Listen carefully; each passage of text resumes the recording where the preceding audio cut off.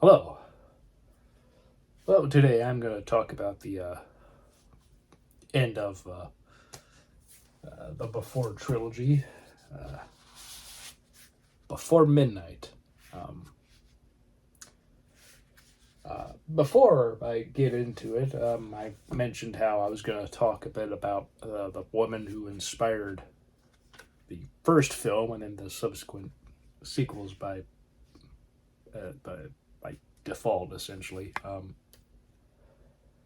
But Richard Linklater was in Philadelphia. I think I said New York before, but he was going around a lot of places. But he was in Philadelphia doing stuff for his first film and such. And he met a woman in a toy store, Amy Larenhout, and from there, uh, the two of them just talked and communicated or just enjoyed each other's time after she got off work from the toy store. And it's from that experience that he got the inspiration to do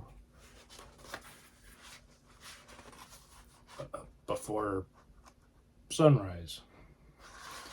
And obviously, the sequels followed, Before Sunset and Before Midnight. And he, in part, kind of made, not only did he make these the films just because he loved the story and wanted to also see as time went on what these characters would be doing later on, but he, in short, when he was doing press for the second film, he was kind of hoping he would reunite with her because they met in 90 or 89, made the first film in 94, came out in 95, and he was hoping that the film, she would have seen the film, and would have arrived at one of his screenings for the second film. She never did. And before they did the third film, a friend of hers had learned about what he was talking about and how, actually, I believe, seen the films and what he was saying. Like, she knew who he was talking about, and she knew Amy, and sent him a letter and how basically informing him that she had died in 1994 in a motorcycle accident, and he was just sort of like devastated. I believe it was actually just before they made Before Midnight. Like this film is written by Richard Linklater and Ethan Hawke and Julie Delpy, who of course are still Jesse and Celine, but that kind of affected him for a while, and how he's like, well, this is like devastating to a good extent, because he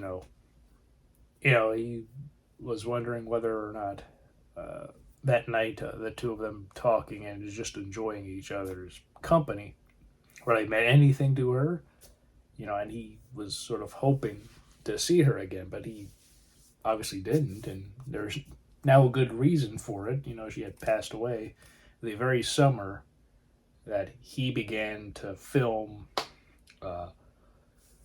before before Sunrise in Vienna.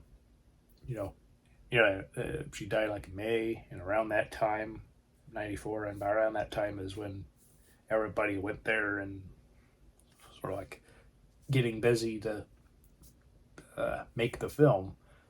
And so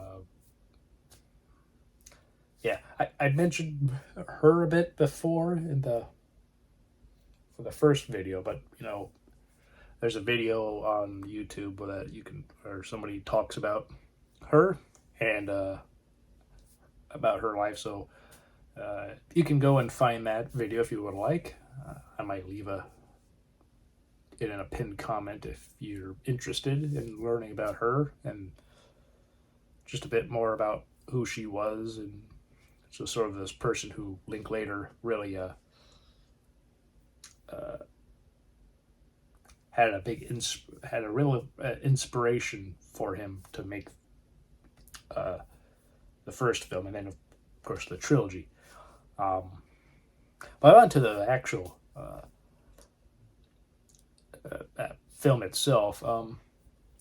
9 years after Before Sunset, you know. So in this, it'd be 2012, because 94 was when the first film was hit, so 9 years later will be 2003, and then, 2012, but came out in 2013. But, it opens up and you see Jesse taking Jesse and Hank, his son, in the airport, and he sees him off to go back home. And he, and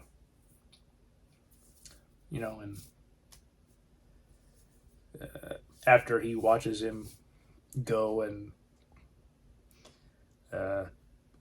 through the terminal as far as he can, because he's not leaving yet, because they're in Greece also in this film. So and Henry has spent the whole summer with him and Celine and his twin sisters that Jesse and Celine have.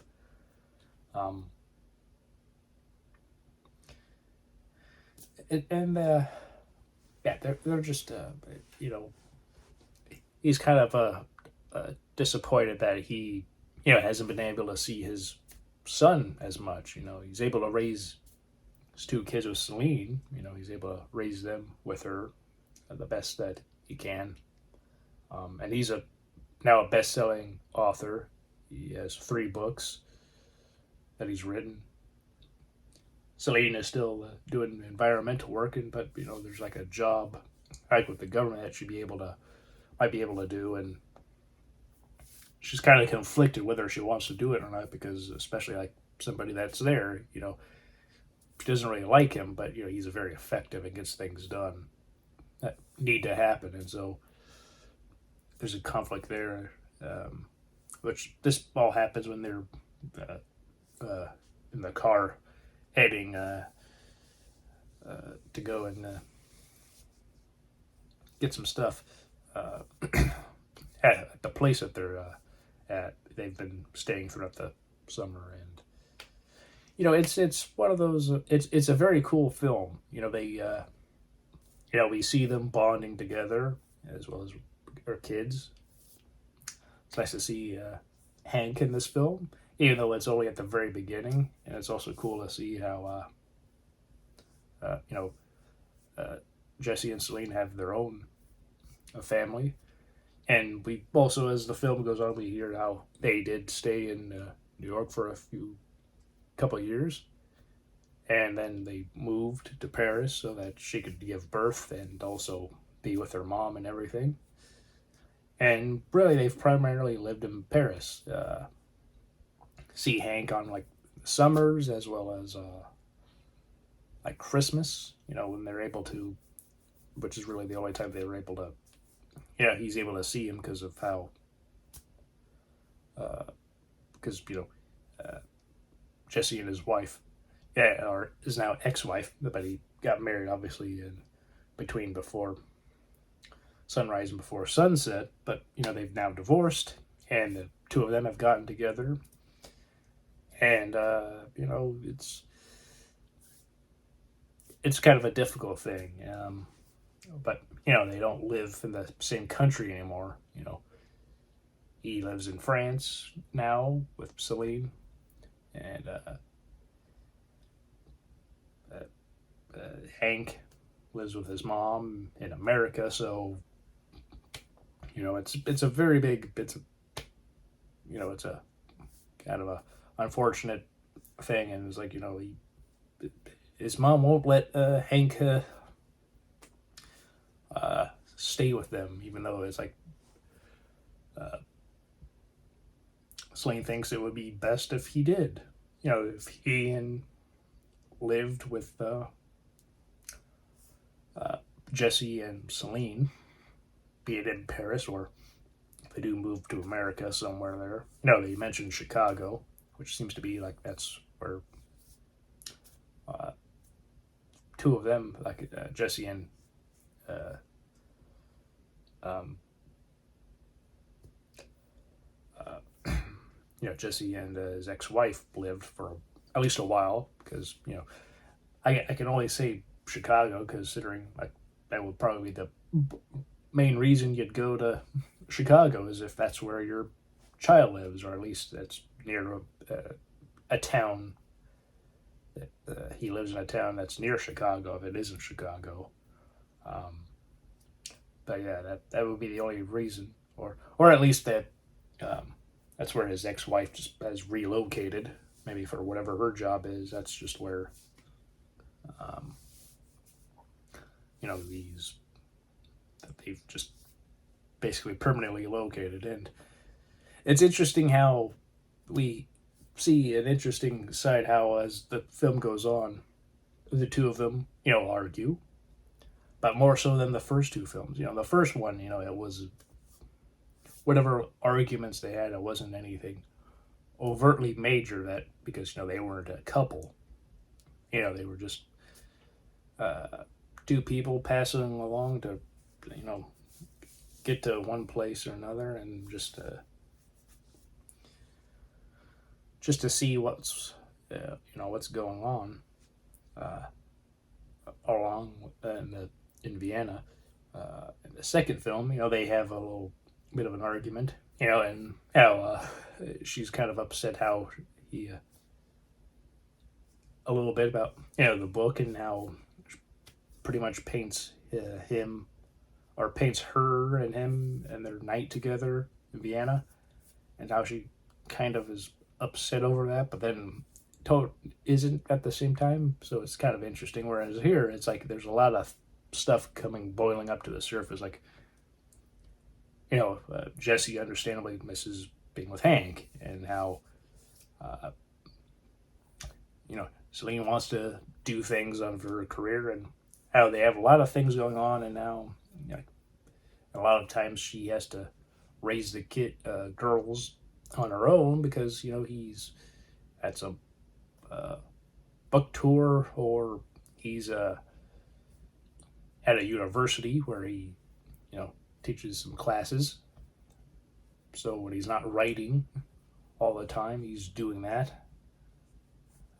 And so it's there's a lot of things that just kind of like coming to the surface, that seems to have been sort of like brewing for some time, and now it's just kind of like just popping open. And it's very fascinating just to see how the from the very beginning to the end of this trilogy, and how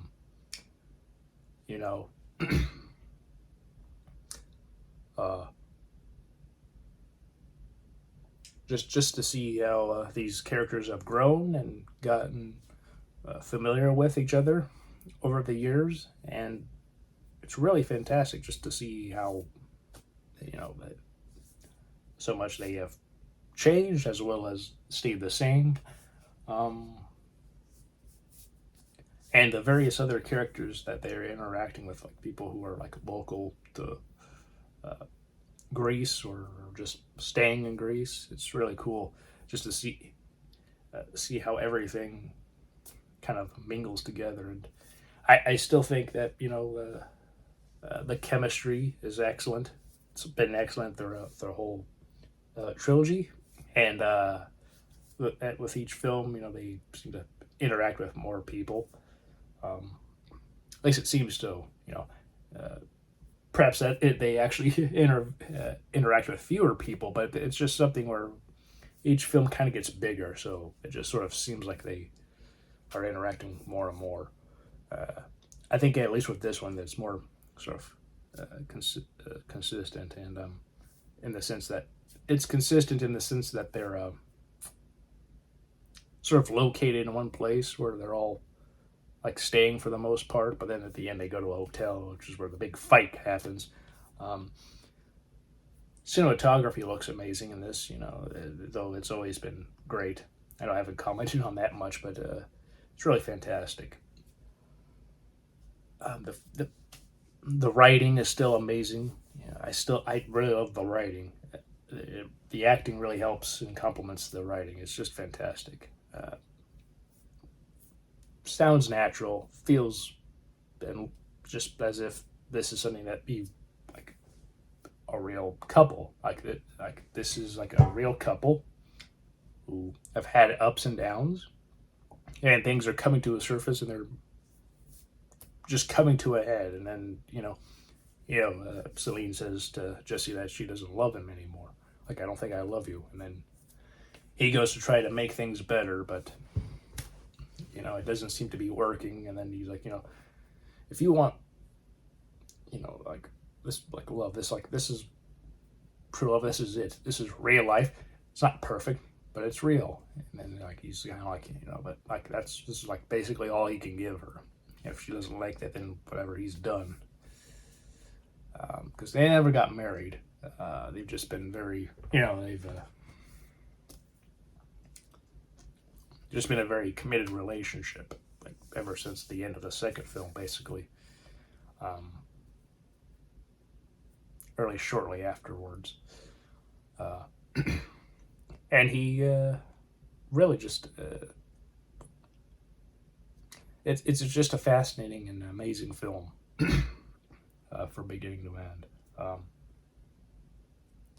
And it's interesting how things resolve. It's sort of like there's a moment where she's saying like comparing stuff like for men and women, and how like if you to appease to a man to have him win something, that's kind of important, and how like to sort of like go for like someone's ego, like a guy's ego, and how that does work, and how and that kind of ties back at the very end of the film where he says he has a time machine, he's from the future, and how he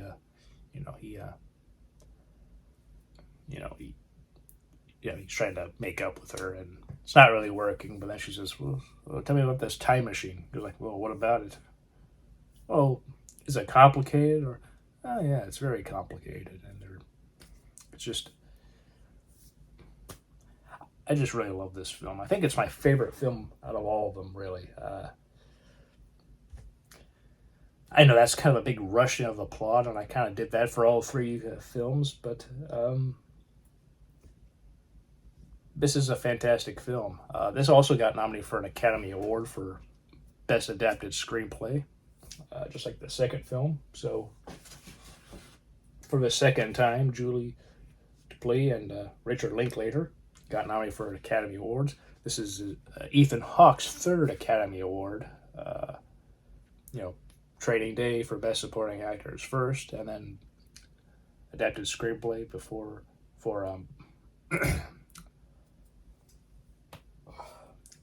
Sunset, and this was the third. And I think I think they I don't know. I think the three of them should have won Best Adapted Screenplay. I don't know. I just the more I watch this, I just I think 12 Years a Slave might have won an adapted screenplay, I think, but and that's a very good film too. But I don't know. The more I watch this film, the more I really I enjoy it and I appreciate it. Same with the trilogy. I find anytime I watch one of these films, I have to also watch all of them. I can't just like watch one and then there you go. Like I'll watch Before Sunset. I have to watch Before Sunrise and Before Midnight after also. Can't watch Before Midnight without watching the first two, and I can't watch Before Sunset without watching the last two. It's one of those things that just kind of happens, and it's also kind of cool how the first one is the one where there's like a booklet that all the Criterion stuff seems like films and such seems to always have something about like the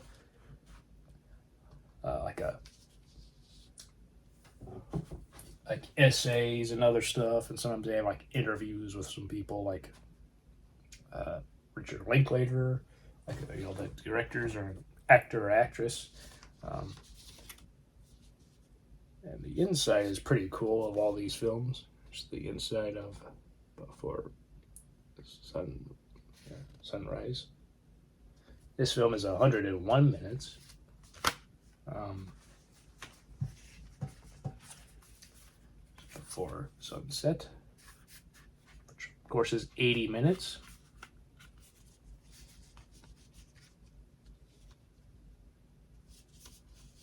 There.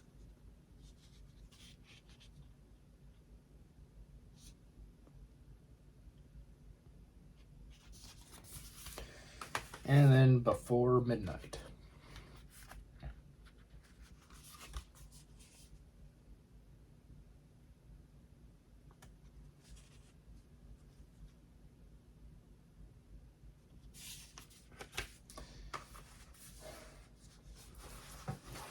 Again, I'm not the biggest romantic movie guy. Casablanca I still think is the absolute best romance film, in my opinion at least. But these films I think are great. They follow up really well. I think all of them get better with each one. Like each film it's better. And I know there were people talking and hoping that there will be a fourth Before film. I think if they did do a fourth film, it'd be kind of cool if it was in America, maybe like Texas or so, or to see where Jesse's home is. Because the first film, was Vienna. Second film it's in Celine's home of Paris, and Before Midnight it's Greece. So I think if anything, it would have been cool to see. It would have been cool to see at least a fourth one, perhaps like an epilogue, where it's I don't know, before noon, just to go with a day or so. And maybe it could be the wedding of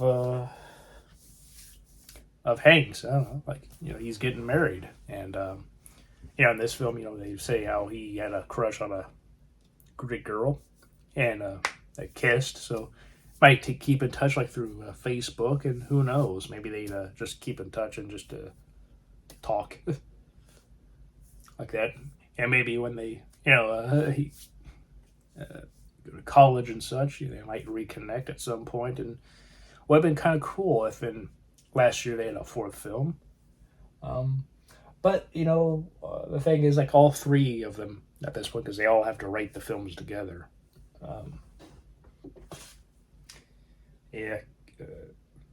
Kim Kazan unfortunately has no part really anymore with this trilogy because she didn't write anything for this. She's credited as based on characters created by Richard Linklater and Kim Kazan, and this film is written by Richard Linklater, Julie Delpy, and Ethan Hawke. So basically, it would have to be the three of them have to come together, talk, agree on a story, and then from there just write it to the very best. And Julie Delpy said, they've talked about it, but they just haven't been able to find something they all agree works. Like there might be like something where kind of the idea is exciting. They love to work together again, but it's like, and continue their story to see where they would be. But it's just one of those things where if they can't find something they all like, there's no point in doing it, because then it's like you're might be only appeasing two of them or appeasing one.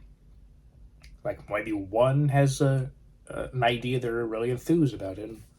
Well, the other two might be like, yeah, it's a good idea, but they just can't, really get into it too much. But of the three, like only one has an idea that one is even remotely interested and passionate about. So it might be like, well, out of obligation, I'm gonna just work with them to get the story expanded on to have a script. Um, but yeah, that's not necessarily a good thing. If they have nothing to where they all agree is a good story, it is probably best to just keep it at three. And it is kind of nice to think of what happens with them. Do they stay married, or or do they stay together? Do they get married themselves? Um, who knows? Maybe maybe it will be their wedding, and which would be interesting. After all these years, they finally get married. Uh, but I don't know. I think it would just kind of be like Hank's wedding. That would be probably, I think, the one that would make the most sense. And like get married at Hank's home. It would just be, I don't know. I think it would just be kind of nice. I also, with all three films, they you know reference and talk a bit about religion. It's kind of cool how like churches or uh, sort of like holy places are sort of like are there and talked about a bit, and uh, like Notre Dame is seen in the second film. Um, they go into like a church temple in this film, and I don't know. That's just something that I've noticed. I mean, I knew it when I got this trilogy years ago, but for this, I don't know. This time, I don't know. It really just stood out to me for whatever reason. I don't know why, but good film, excellent film, great film. Um, Only one Academy Award nomination. It would have been cool if Ethan Hawke and Julie Delpy got nominated for Best Actor and Actress, as well as maybe this film up for Best Picture and Director. I know perhaps those categories might have been stacked that year, but I don't know. I think it deserved more than just Best Adapted Screenplay. And also, it seems like if a film gets nominated for multiple awards, it has a better chance of winning because I guess there's more interest. Whereas if a film has one nomination, the film might not, be too much on the radar of those voting. Um, Unless that one nomination is so spectacular that it's pretty much gonna win. Um, but this won a few awards for them for writing, but that's nice. But yeah, that's the Before Trilogy. I know on this I kind of talked more. I tried to talk more about the overall plot than perhaps I did in the first two, maybe to overcompensate for the lack of such in this. But I really enjoy this trilogy. It's one of my favorite trilogies I've ever watched, and I have to thank Daisuke Beppu for this because he had talked about it, and I've heard about this trilogy here and there.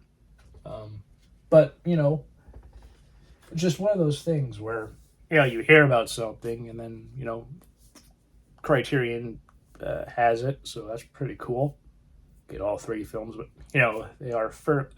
it's a fairly expensive set. Not too much now, I don't believe, but for a while it was fairly pricey to where it's like if you're gonna get it, gotta get it like on like a sale, and that's what I did. There was a sale, and so I was able to get it at a pretty good price.